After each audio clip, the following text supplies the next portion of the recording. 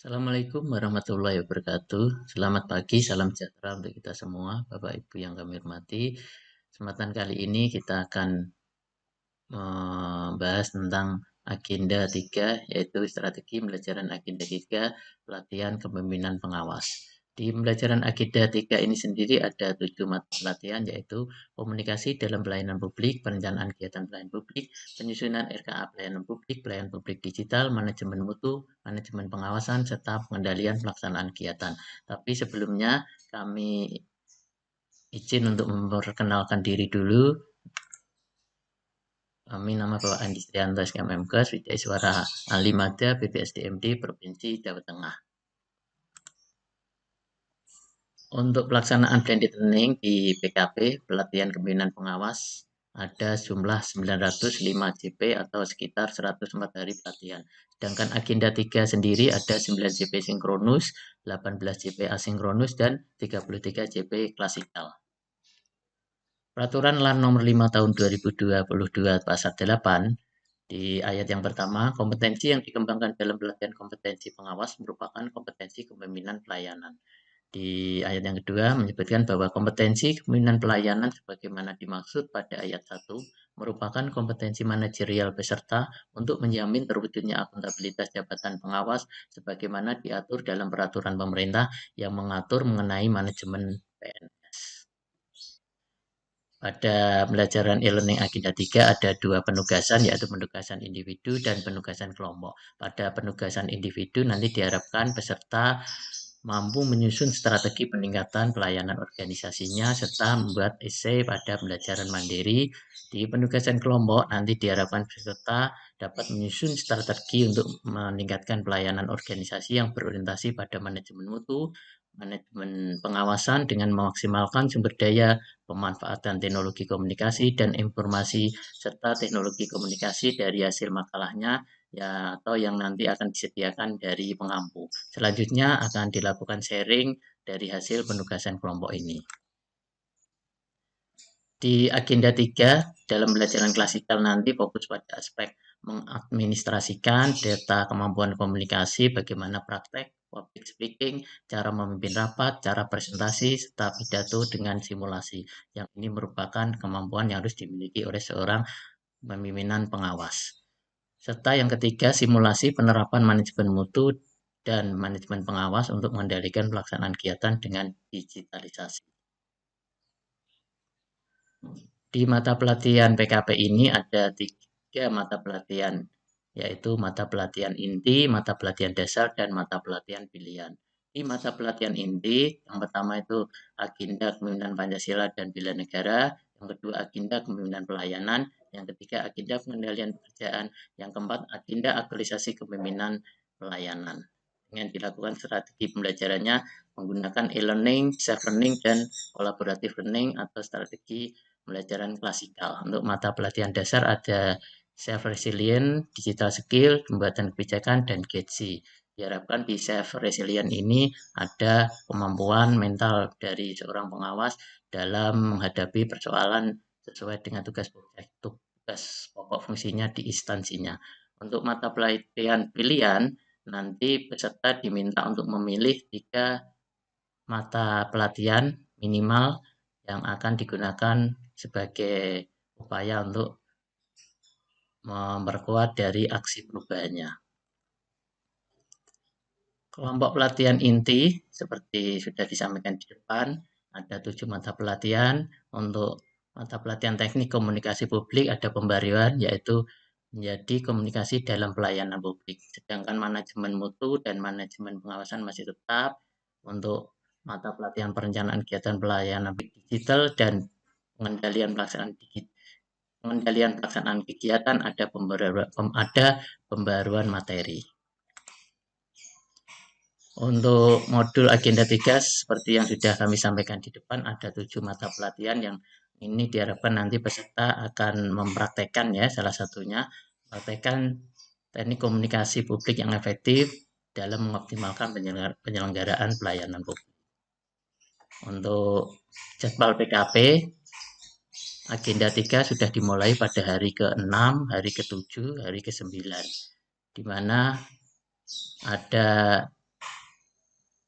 14 JP untuk pembelajaran dan 2 JP yang terakhir yaitu membuat makalah. Nantinya makalah yang dibuat disesuaikan terkait dengan agenda 3 dengan tugas pokok peserta pelatihan. Untuk makalah diupload di LMS yang sudah tersedia dan akan dibahas pada tahap distance learning dan klasikal. Pembelajaran self learning dapat dilakukan melebihi dari jam yang sudah ditentukan. Untuk pembelajaran mandiri self learning tidak hanya cukup untuk membuat resume atau learning journal, tapi diharapkan nanti peserta mampu membuat makalah yang terkait dengan agenda 3, selanjutnya diupload di LMS dan merupakan bagian penilaian penugasan individu.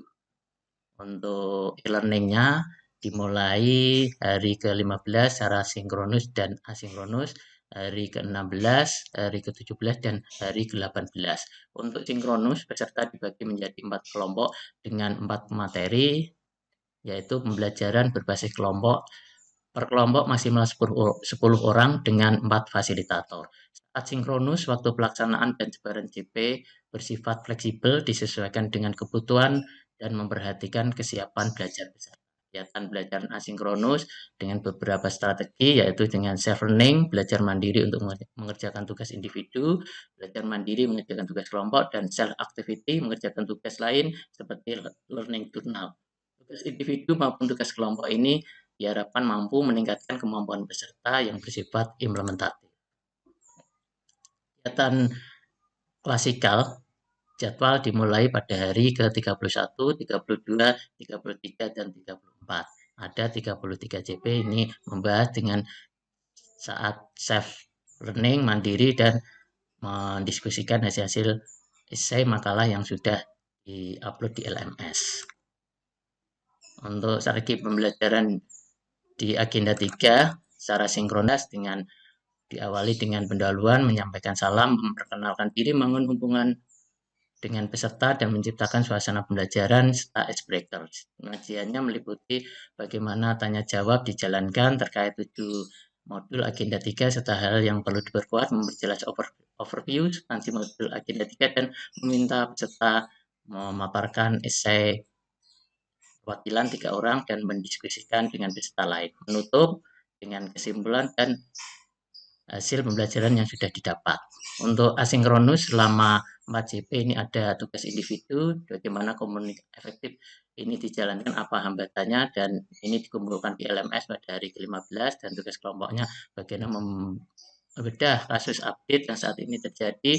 Ini bisa menggunakan mind mapping atau Astrid, dan nanti setelahnya dikumpulkan di LMS pada hari ke-16.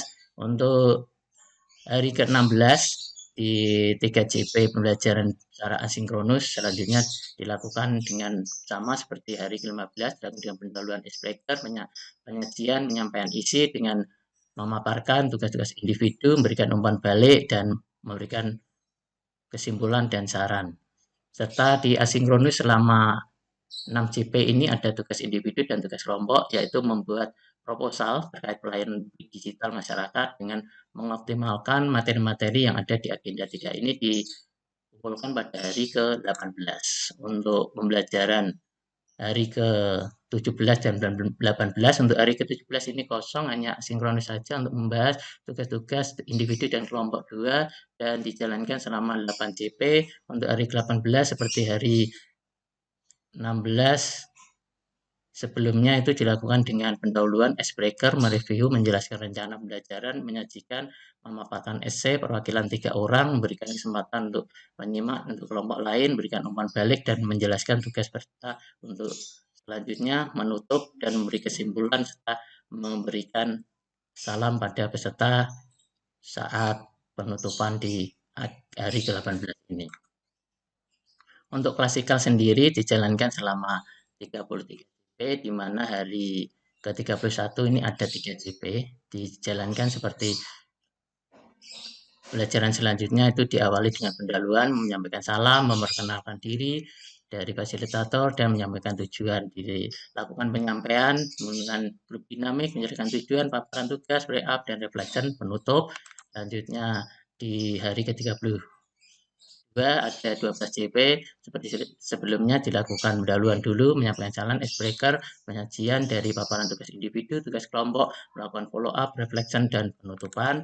Di hari ke-33 ada 9 JP seperti sebelumnya dilakukan icebreaker, membangun hubungan, penyampaian paparan tugas asinkronus, melakukan diskusi, follow up, reflection, serta penutup. Di hari yang terakhir, hari ke 34 ada 9 JP atau 405 menit, diawali dengan kegiatan seperti yang sebelumnya, yaitu pendahuluan, menyampaikan salam, icebreaker, membangun hubungan, menjelaskan, mereview perolehan pembelajaran sebelumnya, paparan tugas individu, kelompok, wrap up, serta follow up untuk mengerjakan evaluasi dengan ucapan terima kasih.